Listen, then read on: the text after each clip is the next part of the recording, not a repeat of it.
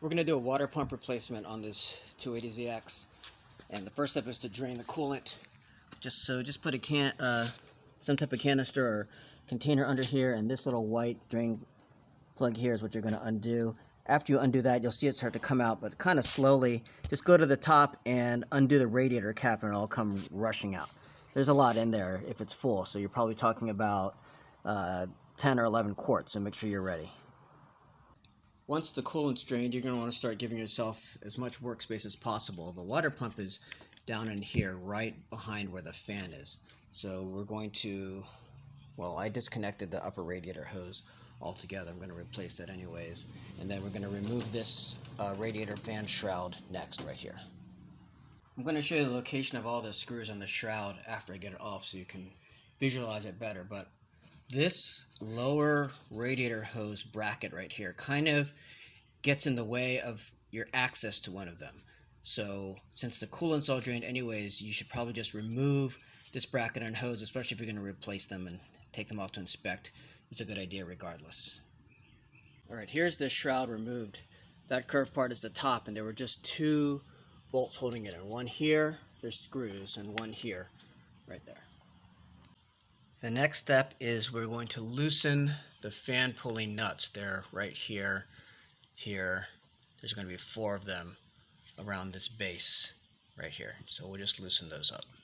When you're trying to remove the 4 bolts, or sorry, the 4 nuts on the fan pulley, you might have a hard time accessing the ones that are kind of on the underneath side. So you might want to skip ahead first and loosen up your alternator, so that you can rotate the whole alternator in. That will loosen up the belt, take tension off it, and allow you to rotate the fan pulley by hand to get the bolts that were at the bottom up to the top.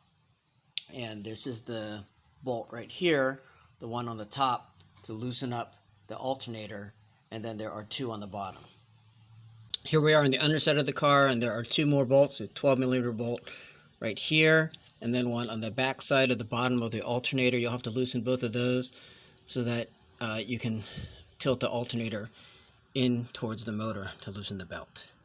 Once you've loosened the belt by tipping the alternator in, you'll be able to remove this base of the fan shroud right here, which is being, as you can see, the belt feeds through here and puts tension on that.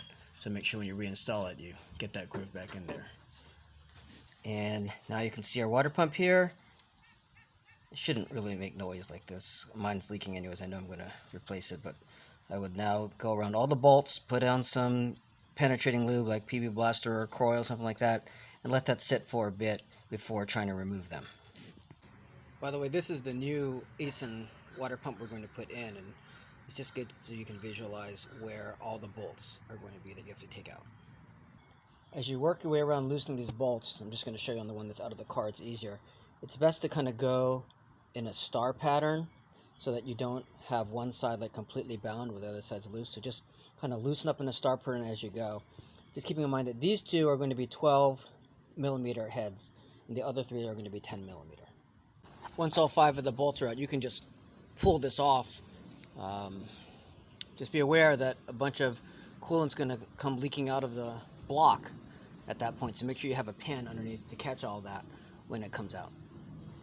Your water pump kit, like this Datsun one, should have come with an appropriate gasket and some new studs that are going to go on this part right here. So we'll just get this all put together, and then we're going to install this back in the vehicle.